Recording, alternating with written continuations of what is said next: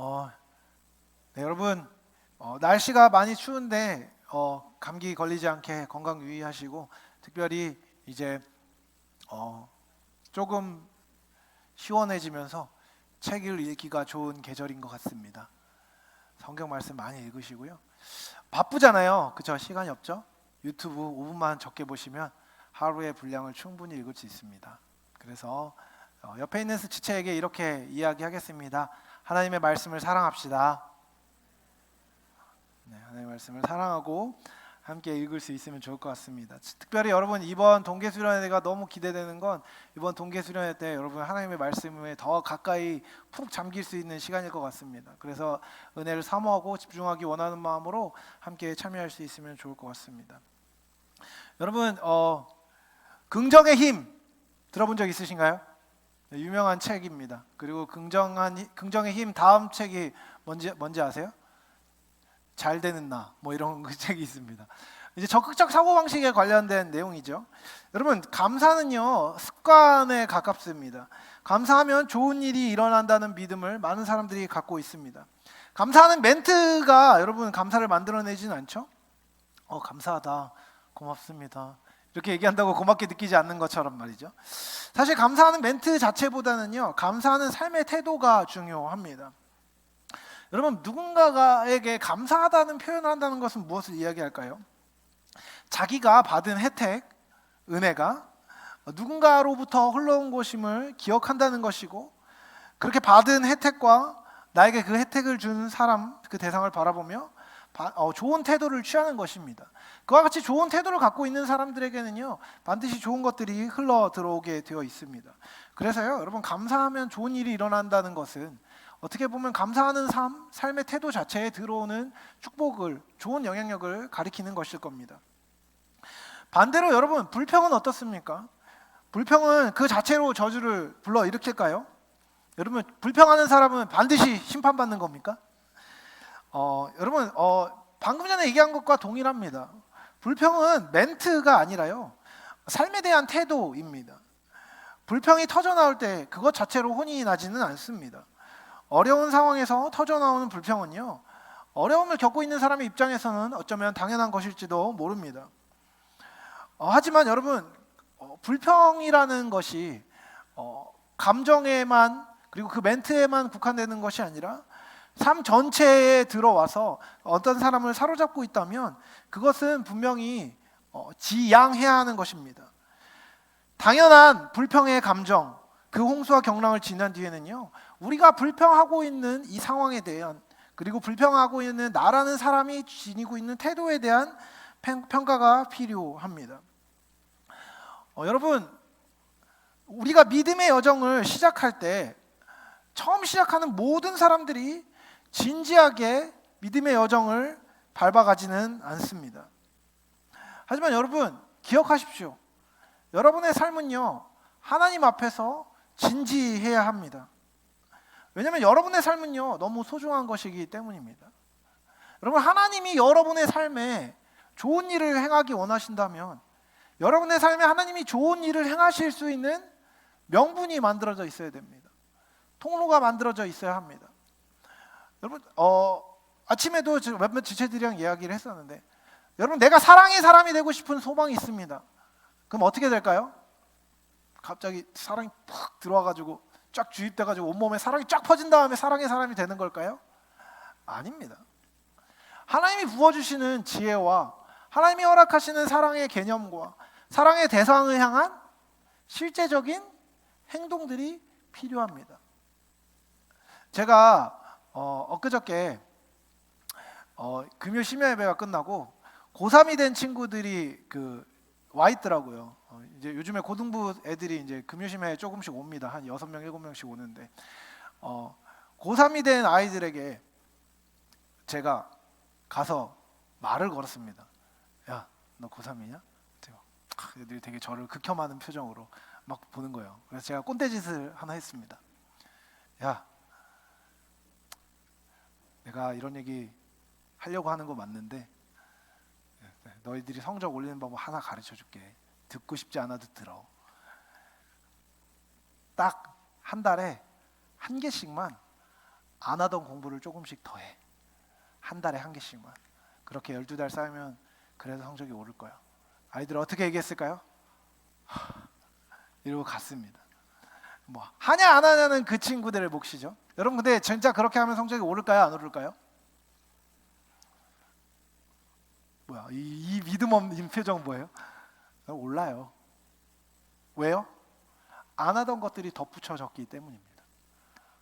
안 하던 행동들이 내 삶에 추가되고 내 삶에 안 하던 내용들이 추가되면요, 그만큼 내 삶에 플러스되는 어떠한 것들이 있을 수밖에 없는 것입니다.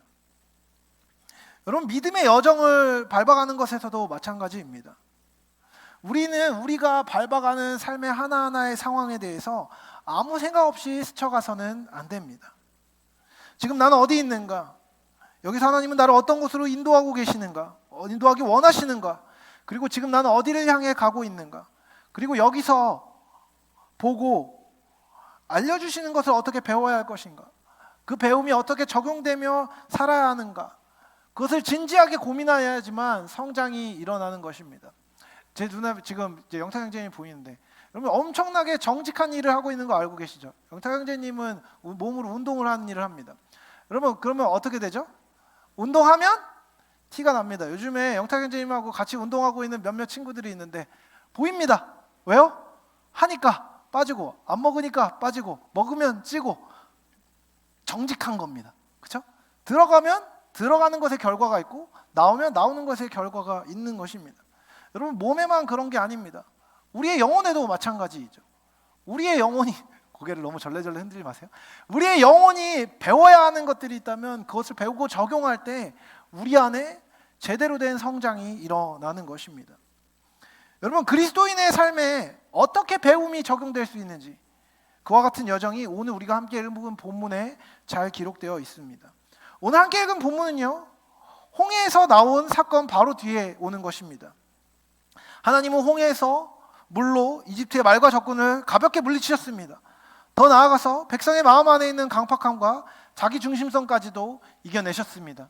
그 사람들은 이제 하나님이 아니라고 거부할 길이 없어졌습니다. 하나님은 하나님이시다 인정하게 되었습니다. 그리고 그들은 이제 구원의 길로 들어가게 되었지요. 오늘 본문은요, 구원의 여정에서 반드시 겪게 될 백성의 삶의 어려움을 하나님이 어떻게 다루시는지를, 그리고 백성의 실생활에 대해서 하나님이 어떤 마음을 갖고 계신지를 보여준다고 할 수 있습니다. 여러분 이스라엘 백성의 삶, 적어도 출애굽의 과정 안에서 겪었던 삶을 한번 기억해 보십시다. 노예 생활에 젖어서 그런 대로 익숙하게 살아가던 이스라엘 백성에게 모세와 아론이 찾아옵니다. 그리고 하나님의 뜻을 이야기해 주지요. 그리고 나서 그들이 무엇을 겪기 시작합니까? 갑작스럽게 그들이 살던 땅에 10가지 재앙이 불어닥칩니다. 그리고 엊그저께에는 홍해를 건넜습니다. 여러분 얼마나 신기하겠습니까? 물이 옆으로 서 있고 땅이 말라서 그 땅을 지나가는 겁니다. 여러분 이 경험은요, 그들의 일생에 지워지지 않을 만한 놀라운 것이었습니다. 여러분 이제 홍해를 건넌 이스라엘 백성들은요, 본격적으로 광야에 들어섭니다. 수르 광야라고 불리는 곳에 들어가서요, 이제 사흘 길을 걷게 됩니다. 여러분 그들이 광야를 걸으면서 생존에 직결되는 가장 중요한 것은 무엇이었을까요? 당연히 먹고 마시는 것이었습니다. 애굽을 나올 때 당시 대부분의 사람들이 그렇게 했듯 그들은 가죽 부대에 마실 물을 넉넉하게 가지고 나왔을 겁니다. 하지만 사흘이 지났습니다. 그 물이 다 떨어졌고 사람들이 먹을 물이, 가축들이 먹을 물이 바닥나고 말았습니다. 여러분 22절을 보면요, 거기서 물을 얻지 못하였다라고 기록되어 있습니다. 그러다가 한 오아시스에 이릅니다. 그리고 여기서 물을 마시려고 하는 사람들이 그 물을 마시려고 들어갔는데 그 물이 마실 수 없는 쓴물이라는 것을 알게 되었습니다.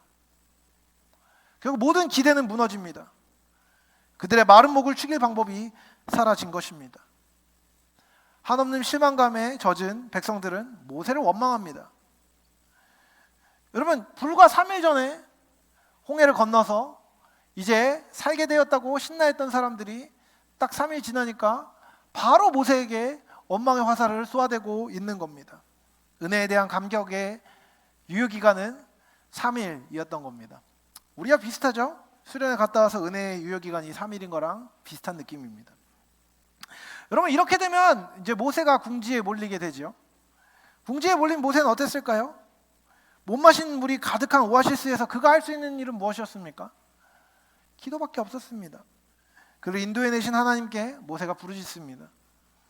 그러자 하나님께서 다른 것을 하지 않고 한 나무를 가리키셨다고 성경은 기록합니다. 근데요, 여러분, 하나님이 모세에게 그 나무를 던져라 뭐 이런 말은 없습니다.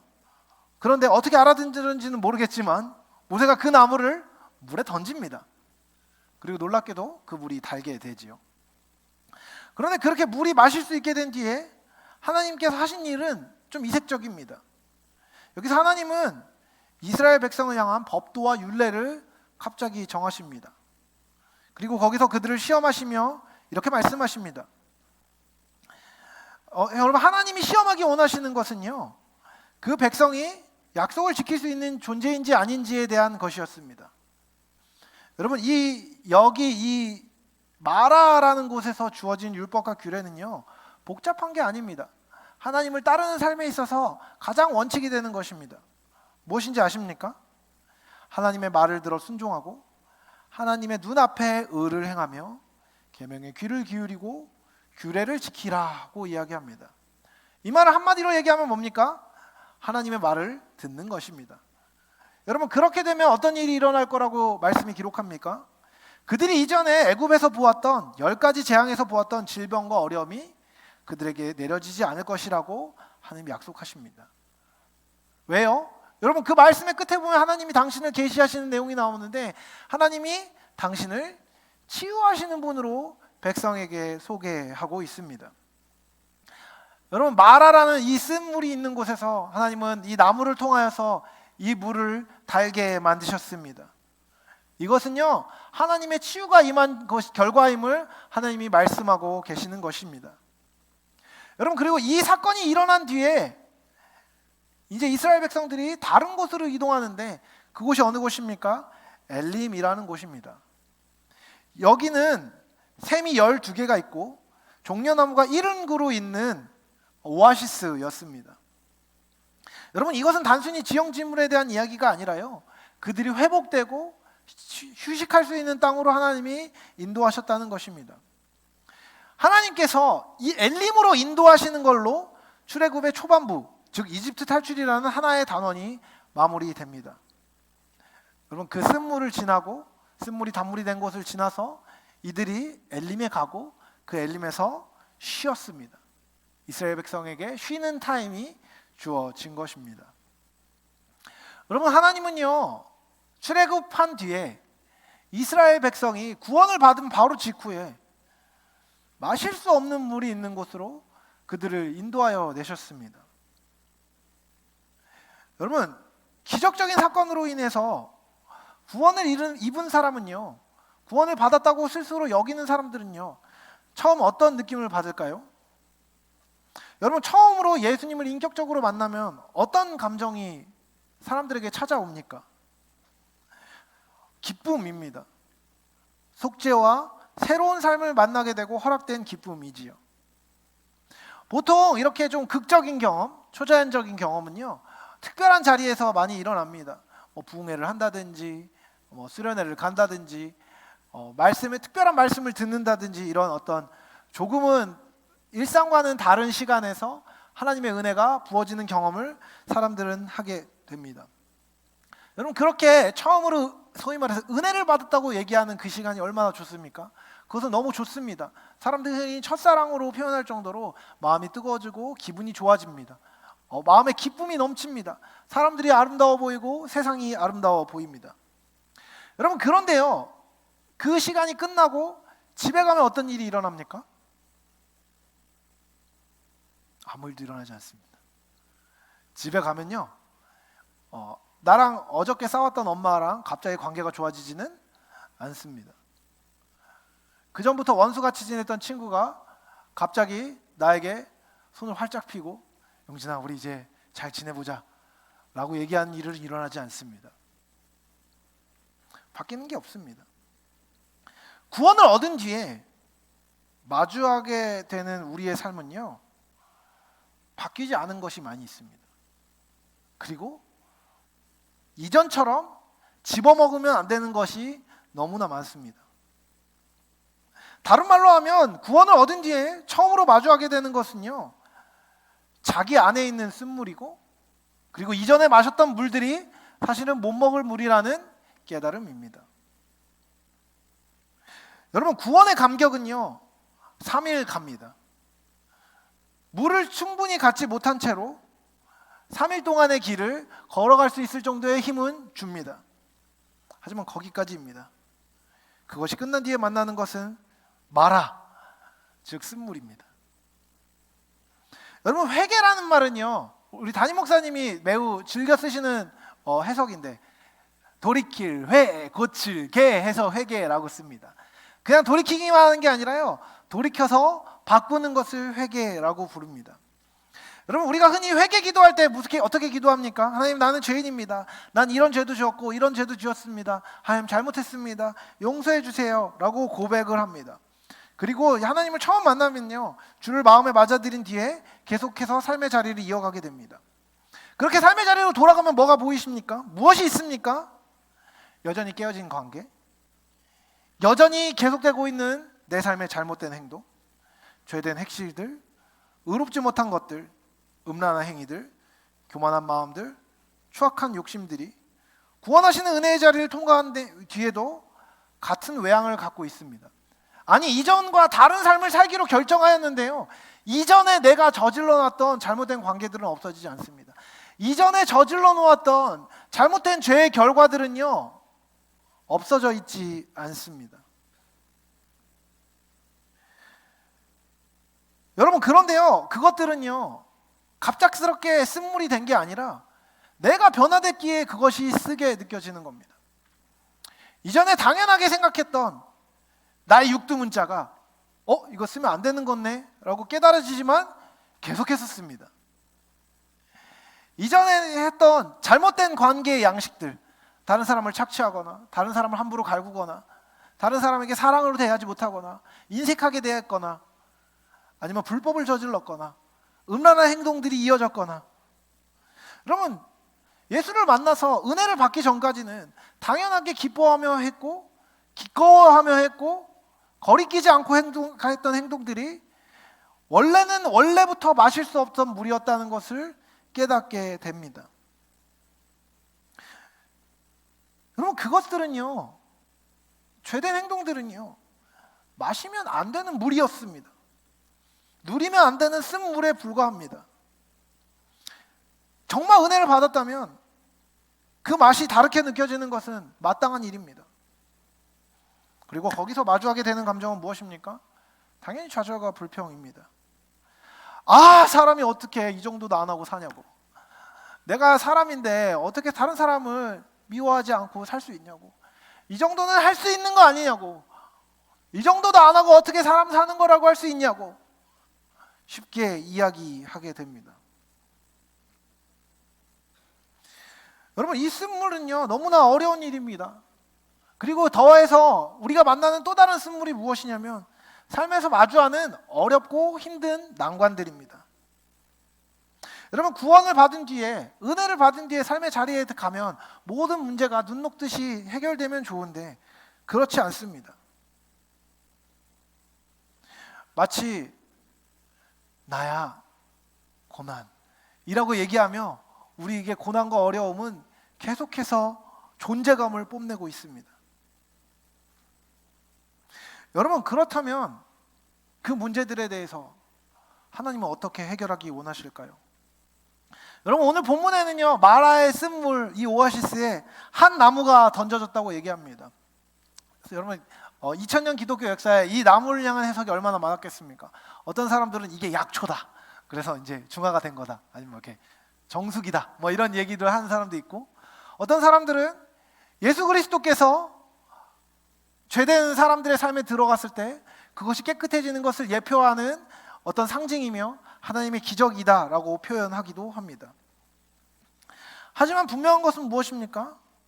하나님의 어떤 일들이 일어났을 때 명백하게 쓴 물이 그 성질이 변화되어 달게 되었다는 것입니다.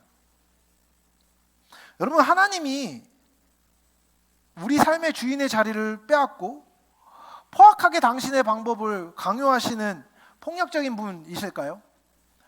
만약에 그런 분이라면요, 우리는 이렇게 앉아있을 필요도 없습니다.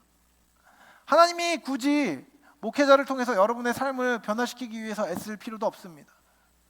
그냥 하면 되는 겁니다. 그냥 마음을 로봇처럼 갈아 껴주면 되는 겁니다. 하지만 하나님은 그런 분이 아니십니다.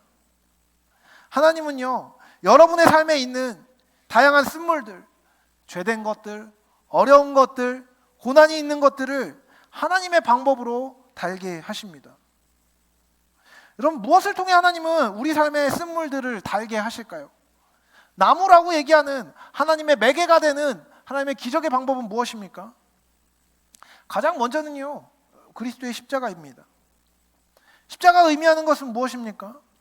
새로운 질서, 그리고 그 질서 안에서 누리게 되는 기쁨을 의미합니다. 우리가 복음을 발견하게 되고 그 복음 안에서 누리는 기쁨이 우리의 것이 될 때, 그 발견이 나의 삶에 존재하는 쓴물에 들어갈 때 그것들이 단물이 됩니다. 우리 안에 있었던 상처들, 어려움들, 고난들, 잘못된 질서들이 예수 그리스도의 사랑과 진리 안에서 마주하게 될 때 우리는 그것들을 내려놓고, 그 상처들을 내려놓고 주님의 진리를 붙잡을 수 있게 되어집니다. 십자가 복음의 능력, 그 복음의 은혜가 여러분의 삶에 부딪혀 들어가면 여러분의 삶은 반드시 변화되게 될 것입니다. 여러분의 생각은 반드시 변화되게 될 것입니다. 여러분의 감정은 반드시 변화되게 될 것입니다. 여러분, 그 은혜와 사랑을 누리는 저와 여러분이 될 수 있기를 축복합니다. 여러분, 쓴물이 단물로 바뀌는데 근본적으로 사용되는 것은 그리스도의 십자가의 복음입니다. 그래서 여러분, 그 십자가의 복음이 여러분의 말씀, 여러분에게 허락하신 하나님의 말씀이 여러분에게 깨달아져야 되고 여러분이 그것들을 취해야만 합니다. 이것은 매우 근본적인 것입니다. 그런데요, 하나님이 이 근본적인 것들을 여러분의 삶에 실제적으로 적용시키기 위해서 관계적으로 사용하는 것이 있습니다. 그것은요, 그리스도의 십자가를 먼저 통과한 성도들과의 관계를 통해서 여러분의 삶에 있는 쓴물을 주님이 변화시키십니다. 실질적으로 말씀에 순종하는 사람의 선한 영향력이 옆에 있는 사람에게 흘러가는 것입니다. 여러분, 성령의 9가지 열매라고 얘기하는 것이 이제 갈라디아서에 나옵니다. 여러분, 성령의 9가지 열매는 왜 맺는 것일까요? 제가 가끔 사용하는 비유입니다. 여러분, 사과나무가 있습니다. 사과나무의 열매의 목적은 무엇입니까?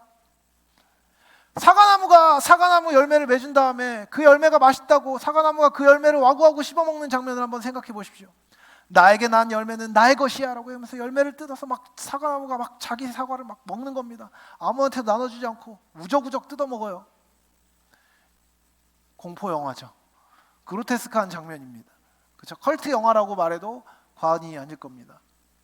사과나무 열매는 누가 먹는 겁니까? 딴 사람들이 먹는 겁니다. 여러분, 우리가 열매를 맺어야 하는 이유는 무엇입니까? 열매를 맺을 수 있게 되는 이유는 무엇입니까? 양분을 공급받기 때문입니다. 그리스도의 복음의 은혜가 깨달아진 사람들의 삶에 맺어진 열매가 다른 사람에게 전달됨으로 말미암아 그 사람의 삶에 있는 문제들이 해결되어지는 것입니다. 여러분, 여러분의 주변에 있는 사람들의 삶이 변화된 케이스를 한번 보시겠습니까? 변화가 된 케이스가 없다고 생각하지 마시고 생각해 보십시오. 여러분, 이 공동체 안에 들어와서 격려받지 못하던 사람이 혹시 격려받았습니까? 그렇다면 그 사람은 이 공동체 열매를 따먹은 사람입니다. 믿음이 없었던 사람이 이 공동체 안에서 믿음의 지체들과 함께 있음으로 말미암아 회복되었습니까? 그렇다면 그 사람은 이 공동체 안에 있는 믿음의 열매를 따먹은 것일 겁니다. 용납받지 못하고 혼자 쭈구리 같은 삶을 살고 있었던 외로운 사람들이 이 공동체 안에서 격려를 받았습니까? 그렇다면 그 사람은 사랑의 열매를 맺은 것입니다. 철부지같이 날뛰고 이것도 저것도 모른 채로 막 살고 있던 사람이 용납받았습니까?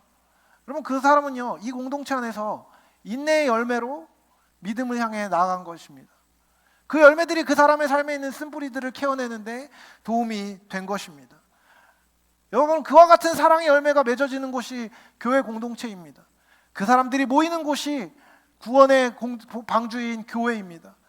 그 교회에서 구원의 여정을 함께할 때 쓴물을 만나게 되더라도 옆에 있는 사람이 그 쓴물에 드리워지는 나무가 되어줌으로 말미암아 다른 이들이 회복받을 수 있는 것입니다. 더 나아가 쓴물을 단물로 바꾸시는 하나님의 역사는요, 초자연적인 방식으로 이루어지기도 합니다. 여러분, 여러분의 삶에 있는 쓴물들을 하나님이 여러분이 기도할 때 바꾸실 것입니다. 그저 교회에 갔을 뿐인데, 같이 기도했을 뿐인데, 예배의 자리에 있었을 뿐인데 마음이 편안해지고 새로운 생각이 들어오고 새롭게 되어지는 경험이 겪어지기도 합니다. 이상하게 우울하고 마음이 안 좋았는데 와서 별 기도도 하지 않고 그냥 앉았다 갔는데 말씀을 듣고 찬양을 들었는데 변화되었다는 이야기들 여러분, 없지 않은 정도가 아니라 너무나 많이 있습니다. 기도할 때 주님의 시선이 머무는 곳에 하나님께서 그 사람에게 하나님의 은혜를 부어주십니다. 찬양할 때 여러분의 마음의 어두운 부분들, 굳어졌던 부분을 녹이셔서 여러분의 삶에 쓴 부분을 해결하십니다. 친구와 싸우고 다투고 지체와 관계가 깨어져서 어려운 상황들에 있는 사람들이 하나님 앞에 예배할 때 마음이 새로워지고 부드러워지고 그 깨어진 관계를 회복하고자 하는 마음이 들고 자신 안에 있는 사랑 없음이 깨달아지고 사랑해야겠다는 마음이 들고 사랑하시는 하나님의 역사가 그 사람 안에 일어나는 것을 전 수없이 많이 봤습니다. 아니, 오늘도 보고 있고 어제도 보고 있고 지금도 보고 있습니다. 지난 1년 넘는 시간 동안 제가 여러분에게 가장 많이 했던 주제 중에 하나가 사랑이라는 주제였습니다. 사랑이라는 내용을 정말 많이 했습니다. 여러분이 너무나 사랑하는 사랑이라는 주제를 이야기할 때마다 많은 성도들이 했던 이야기들, 많은 청년들이 했던 이야기가 뭔지 아십니까? 제 안에 사랑이 없어요. 어떻게 해야 되죠? 라고 이야기했습니다. 여러분, 근데 그런 지체들을 만날 때마다 제가 너무나 좋아했던 기억이 납니다. 너 너무 잘됐다, 이런 이야기를 많이 해요. 왜 그런지 아시나요? 그전에는 내 안에 사랑 없는 상태가 아무렇지도 않게 느껴졌던 겁니다. 그 전에 내 마음 안에 사랑 없음이라는 쓴물이 있었는데 그 쓴 게 보이지도 않았던 거예요. 쓰게 느껴지지도 않았던 거예요. 다른 사람을 사랑하고 아끼고 함께 해야겠다는 마음이 없는 상태에 어떠한 문제도 느끼지 않고 있었던 사람들이 있었습니다. 그런데요, 하나님의 은혜를 통과할 때, 구원의 자리, 은혜의 자리를 통과할 때 자기를 직면하게 되는 것이죠. 바라보게 되는 것입니다. 저는 사랑이 진짜 많은 사람이에요 라고 말하는 사람이 전 너무 무섭습니다. 전 그런 사람을 본 적이 없습니다. 실제로 그 외에 충분한 사랑이 있는 사람은 존재하지 않습니다. 근데 여러분, 전 진짜 사랑이 없는 사람이에요 라는 고백이 어떤 상태 위에 일어나는지 아십니까? 그에게 사랑이 부어졌을 때, 사랑할 필요가 느껴졌을 때, 사랑하지 않으면 안 된다는 하나님의 부르심이 그 사람 안에 부어질 때 비로소 되어지는 고백입니다. 여러분, 초자연적인 하나님의 은혜는요, 여러분의 삶 안에 있는 쓴물을 바라보게 하고 그 쓴물을 또한 단물로 바꾸어서 여러분에게 없었던 성품을 여러분에게 만들어 주는 것입니다. 여러분, 쓴물을 단물로, 거짓된 것을 참으로, 그릇된 것을 진실된 것으로 바꾸시는 하나님의 역사는요, 은혜가 임할 때 가능합니다. 드리워지는 나무가 여러분에게 있어야 되는 것입니다.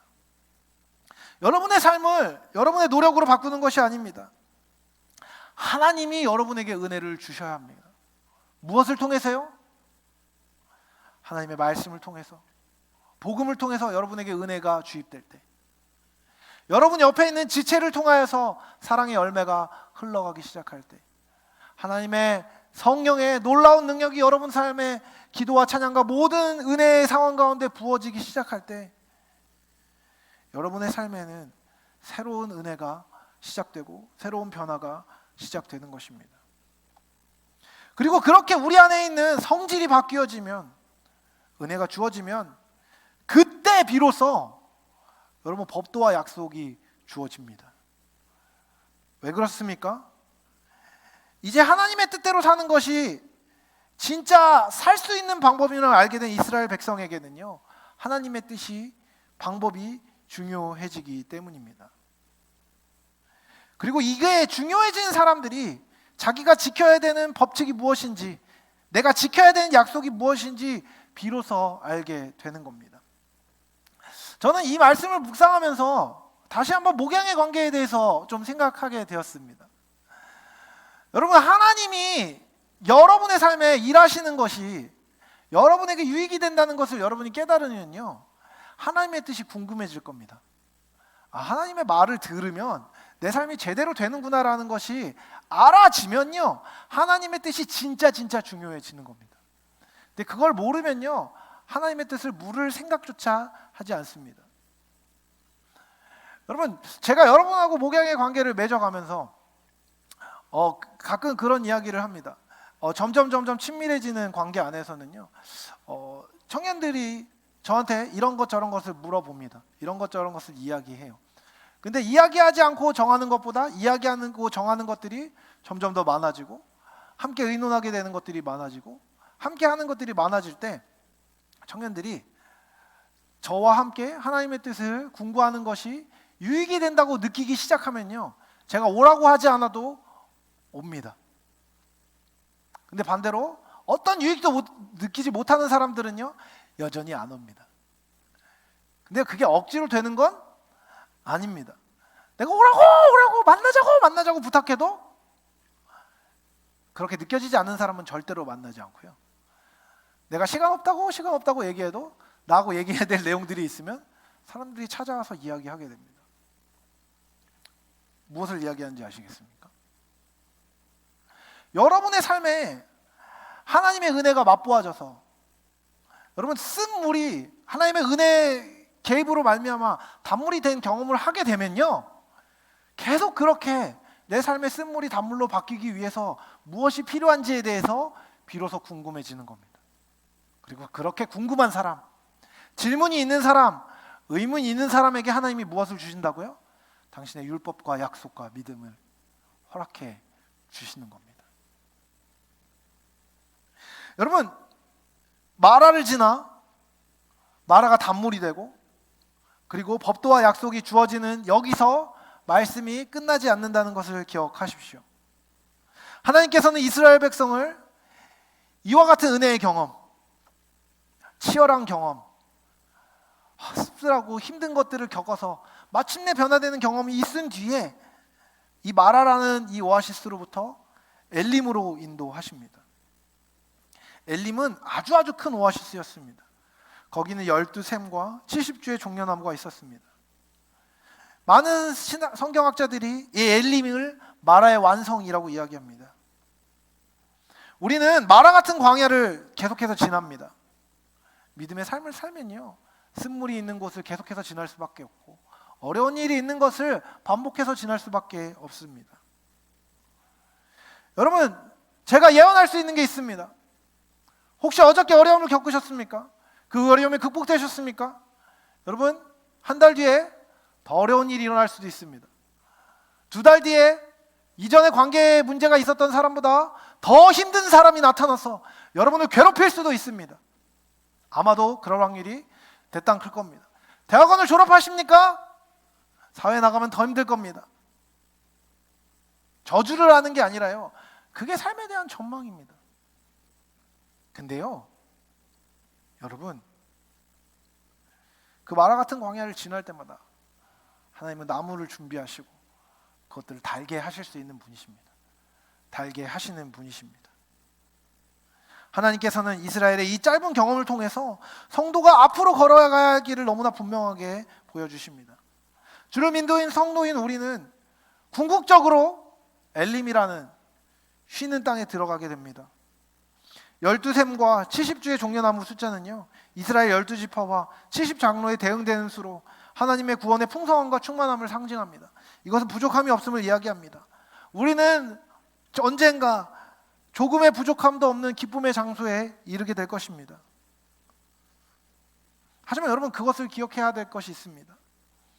이스라엘은 엘림에서 쉴 때보다 마라에서 쓴물이 단물로 변하는 것을 경험하는 그 시간에 더 많은 것을 배웠고 더 많이 성장했습니다. 이스라엘의 신앙을 끌어올린 것은요, 이스라엘의 삶을 기쁨으로 만들어준 것은요, 마라의 쓴물이 달게 변한 사건이었지 그저 엘림에서 누리는 편안함이 아니었습니다. 여러분, 오늘 우리는요 엘림에 살고 있지 않습니다. 물론 우리는 가끔 엘림을 지납니다. 행복과 평안, 풍성함 얼마나 좋습니까? 쉴 수 있고 평안이 있고 안식이 있는 곳을 찾아갈 수 있다는 것은요 선한 것입니다. 그것은 장차 올 구원의 영광을 우리에게 계시하여 줍니다. 하지만 우리는 오늘 마라를 계속해서 살아갑니다. 우리의 삶은 쓰디쓴 자기 모습과 더 쓴 외부의 고통이 함께 존재하는 현장입니다. 그러나 마라가 언제나 쓴물은 아니라는 사실을 여러분 기억하십시오. 십자가의 은혜는 우리의 마라를 변하여 마실 수 있는 생수로 변하게 해주는 능력입니다. 이 세상의 모든 마라들, 모든 쓴물들은요 십자가의 은혜로만 우리가 감당할 수 있고 그것을 기쁨으로 받아들일 수 있게 됩니다. 그 마라를 계속해서 경험하는 과정 안에서 나무가 그 마라의 쓴물에 드디어져서 단물로 변화되는 것을 계속해서 경험하는 사람들은요 결국 이렇게 찬송되는 것입니다. 내 영혼이 은총 입어 중한 죄짐을 벗고 보니 슬픔 많은 이 세상도 천국으로 화하도다. 할렐루야. 찬양하세. 내 모든 죄 사함 받고 주 예수와 동행하니 그 어디나 하늘나라. 여러분, 하나님이 마라에서 결국 가르치시는 것은 무엇입니까? 물이 쓰냐 다냐가 중요한 게 아니라는 겁니다. 정말 중요한 것은 우리가 하나님과 함께 있느냐 아니냐, 하나님의 내 삶을 다스리고 계시냐 아니냐입니다. 그분은 여러분의 삶에 있는 문제를 바꾸시건 해결책이 있는 그 장소로 인도하시건, 다른 말로 하면 쓴물을 달게 바꾸시건 엘림으로 인도하시건 어떤 방식으로든 선으로 우리를 인도하십니다. 하나님의 계심이 선입니다. 말씀을 마무리합니다. 신앙의 연수와 상관없이 마주한 자리에서, 마주한 마라에 계속 머물고 있는 사람들이 있습니다. 마음에 들지 않는 모습에 걸려 구원의 기쁨을 누리기보다는 스스로의 연약함에 집중하고 주변의 고통에 집중하고 그것에서 헤어나오지 못하는 수많은 사람들이 있습니다. 이를 제거하고 하나님의 은혜를 경험하고 마라를 떠나 엘림에 이르기 위해 필요한 일은 무엇입니까?